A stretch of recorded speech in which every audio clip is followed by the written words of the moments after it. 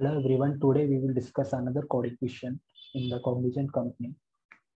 So this question is very famous question and ये like ये हर हमारी जो एल्गोरिथम होती है ये ग्रीडी एल्गोरिथम में सबसे मोस्ट फेमस क्वेश्चन है। तो हम इसको चेक करते हैं। तो हमें क्वेश्चन में गिवन है कि हमें वेट्स गिवन है और हमें एन आइटम्स गिवन है। जैसे कि हम सपोज कर सकते हैं कि नॉर्मल ग्रोसरीज में हमारे पास में डिफरेंट डिफरेंट वेजिटेबल्स है और उन सबका वेट है और उन सबकी वैल्यू दे रखी है कि वो कितना उसका प्राइस है इन द फॉर्म ऑफ एक स्ट्रक्चर है वैल्यू कोमा वेट। उसके फॉर्म में हमें उसका आइटम्स का एन आइटम्स का हमें इस स्ट्रक्चर में वैल्यू गिवन है। तो हमें क्या करना है, हमें इसको एक पुट करना है नैपसैक में। नैपसैक मतलब एक बैग है जिसकी कैपेसिटी है W और हमें उसमें इन आइटम्स को पुट करना है। But there is one condition, हमें जब हम पुट कर रहे हैं उन आइटम्स को कैपेसिटी W वेट बैग में, तो हमें जो हमारा टोटल प्रॉफिट है वो मैक्सिमाइज करना है, मैक्सिमम करना है हमारी जो total value in the knapsack. तो ये जो फेमस प्रॉब्लम है इसको दूसरा जो नाम है इसको फ्रैक्शनल नैपसैक भी बोलते हैं। और इसको जो हम सॉल्व करने के लिए इसकी बेस्ट ऑप्टिमाइज एल्गोरिथम में हम ग्रीडी अप्रोच यूज करते हैं। और ये फ्रैक्शनल एब्स्ट्रैक्ट है तो हम यहाँ पे क्या कर सकते हैं कि हमें जरूरी नहीं है कि हमें पूरा का पूरा आइटम लेना है। तो लाइक अगर हमारे पास में ऐसा है कि कोई आइटम है जिसका वेट 2 kg है, तो हम मे बी उसका 1 kg ले सकते हैं। 1 kg और हाफ kg स्टेप से हम इसको डिवाइड कर सकते हैं। तो इसलिए इसको हम फ्रैक्शनल एब्स्ट्रैक्ट बोलते हैं और ये ग्रीडी एल्गोरिथम का मोस्ट फेमस क्वेश्चन है और ये कॉग्निजेंट कंपनी में पूछा गया। तो सबसे पहले हम इसको डिस्कस करते हैं एग्जाम्पल से। तो अगर हम एक एग्जाम्पल देखेंगे तो हमें क्या है, वेट आइटम्स गिवन है। तो जैसे आइटम 1 से लेके आइटम 2 आइटम एन गिवन है। तो जैसे कि हम एक आइटम बना उसमें स्ट्रक्चर में ऐसा है कि पहले है हम उसको स्टोर कर रहे हैं, यहाँ पे 1 kg है। हम एक एग्जांपल लेते हैं, इसमें 1 kg है और साथ में उसकी वैल्यू होगी। वैल्यू जैसे हमने मान लिया प्रॉफिट हो 1 kg का प्रॉफिट दे रही है 10 रुपए का।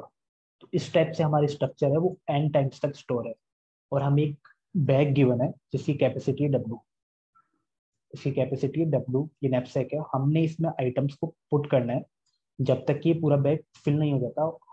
मतलब मैक्सिमम उससे ज्यादा भर नहीं सकते, जितने बैग की कैपेसिटी है उससे ज्यादा उतने ही आइटम्स भर सकते हैं। बट एक कंडीशन है कि इसका जो प्रॉफिट है मतलब जो ये वैल्यू है वो मैक्सिमम होनी चाहिए। हमें एक ऐसा ऐसी अप्रोच निकालनी है जिससे कि उसका जो मैक्सिमम है वो वेट है। तो हम इसको डिस्कस करते हैं कि एग्जाम्पल में कि उसमें उसका आउटपुट क्या होगा। तो हम एक एग्जाम्पल लेते हैं, जैसे कि हमने यहाँ पे ले दिया एग्जाम्पल।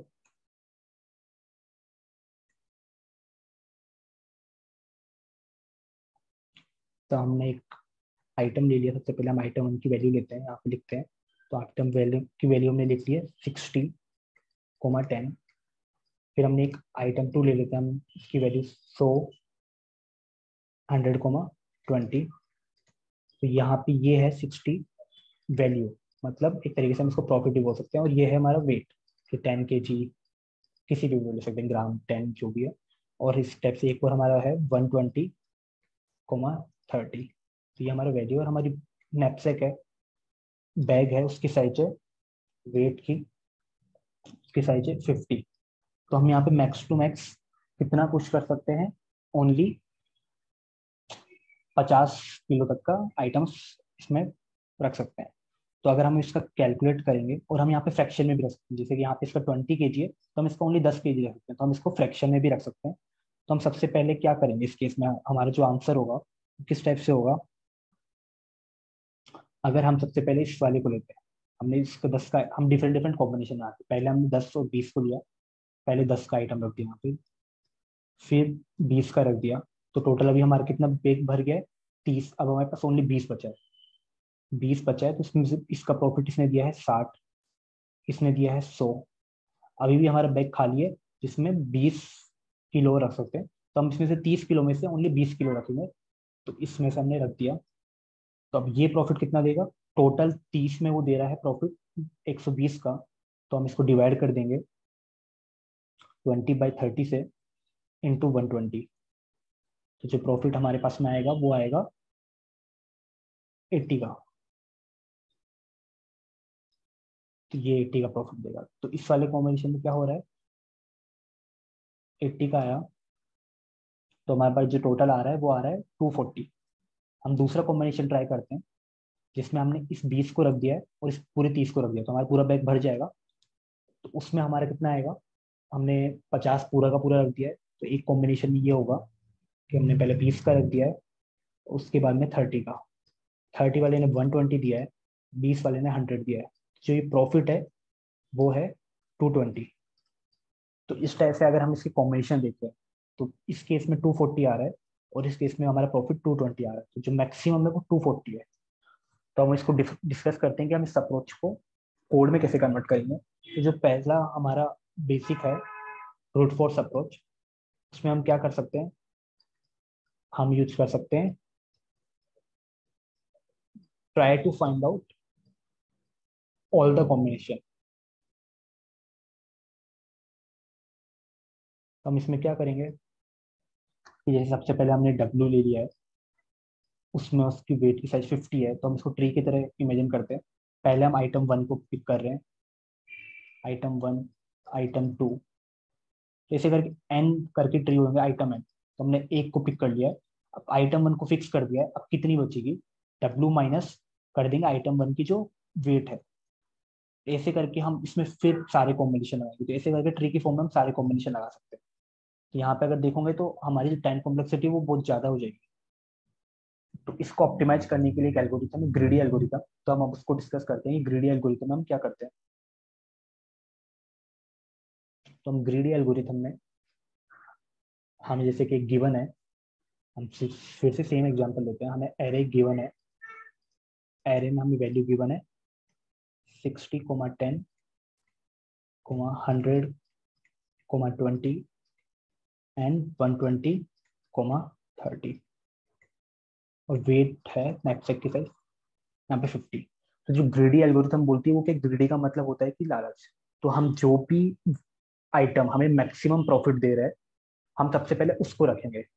बट वो हम कैसे कैलकुलेट कर सकते हैं, वो हम कैलकुलेट कर सकते हैं कि उसकी वैल्यू कितनी है और उसका वजन कितना है, लाइक वेट कितना है। अगर हम ये रेशियो निकालें, वैल्यू डिवाइड बाय वेट, तो हमने सबसे पहले फर्स्ट वाले का कैलकुलेट किया, वो आ रहा है 6, मतलब हर 10 kg पे ये, हर 1 kg पे ये 6 टाइम उसका प्रॉफिट दे रहा है। दूसरे वाले का निकाला, उसका आ रहा है 5, फिर आ रहा है इसका 4। तो अब इसके बाद में हमने वैल्यू बाय वेट निकाला, इस एरे को हम सॉर्ट करेंगे। ये ऑलरेडी अभी सॉर्ट है डिक्रीजिंग ऑर्डर में, हम इसको सॉर्ट करके जो वैल्यू आएगी 6, 5, 4। अब हम क्या करेंगे, सबसे पहले हम पिक करेंगे इस आइटम को, तो ये आइटम है, इसको पिक किया, तो हमें जो प्रॉफिट मिला वो 60 मिला। फिर हम 5 वाले को करेंगे आइटम को पिक, और फिर हमें मिला प्रॉफिट 100। और अभी तक हमारा बैग कितना भर चुका है, 30, अभी भी 20 का बचा है। अब हम 4 वाले को भरेंगे, बट हम यहाँ पे चेक करेंगे कि हमारा इसकी वेट आइटम की साइज तो 30 है, बट हमारे वेट में भी 20 का स्पेस बचा है। तो हम इसमें क्या करेंगे, अब इसमें हम फ्रैक्शनल यूज करेंगे। तो फ्रैक्शनल में हम 20/30 करके इसको कैलकुलेट करा और हमारा आता है यहाँ पे 240। तो ग्रीडी अप्रोच बोलती है sort the array, array according to value by weight ratio. तो ये बोलती है, उसके बाद में यहाँ पे सॉर्ट यूज करने में हम कोई भी merge sort, quick sort, direct STL का फंक्शन यूज कर सकते हैं, और वो order of N log N लेगा। और दूसरा फिर ट्रेवर्स द एरे,